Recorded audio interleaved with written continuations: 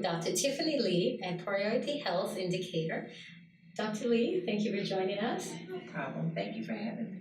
And Dr. Lee, you've been a family practice physician for how long? I've been a family practice physician since 1997, so almost 20 years. Wonderful. And so you've been in private practice here in Decatur For 7 years. Wow. Congrats. And so Thank you. I want to talk to you. I know that you care a lot about women's health.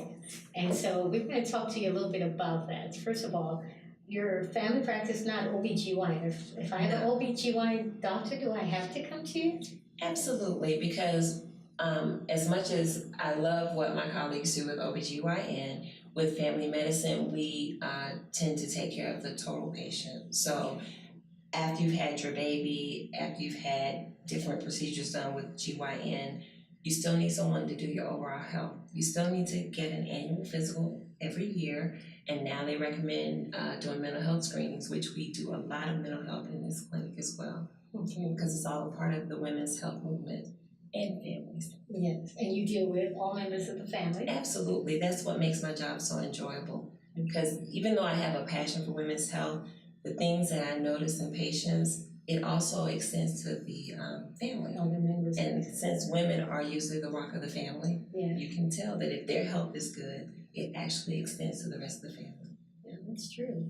Okay, so now tell me a little bit about your recommendation for pap smears. Well, pap smears are, the determination is depending on the age of the woman.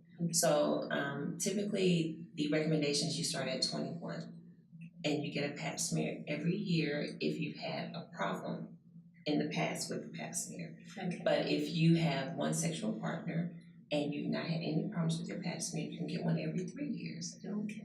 So it's dependent on It depends, and sometimes you have some patients that have had intercourse early on, and so you do want to capture the screening, because pap smear is a screening for cancer. Right. And so now there's a big push for the HPV virus, which has been shown to be directly linked to causing cancer, depending on the strand. Right. And so if you have a teenage population, as I have several teenagers in my practice that are sexually active, we do pap smears. And prior to that, you try to advise that they get the HPV virus, HPV vaccine. So the vaccine is something you recommend? It is. Okay. It took me a while to get on board, but the studies are really coming out that it has been very helpful with decreasing the risk of developing cervical cancer. As a matter of fact, it's gone from the age of 12 down to you can start as early as 9 years old. You don't need the 3 vaccinations, you can just get the 2. Okay. But it works better the earlier you start. Oh, okay.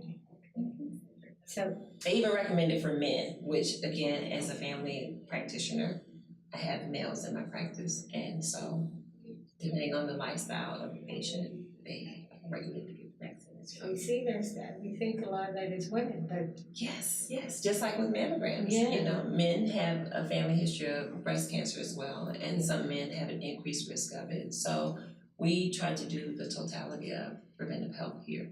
And with mammograms for women, if you have a family history of breast cancer, you should get your first mammogram at the age of 35.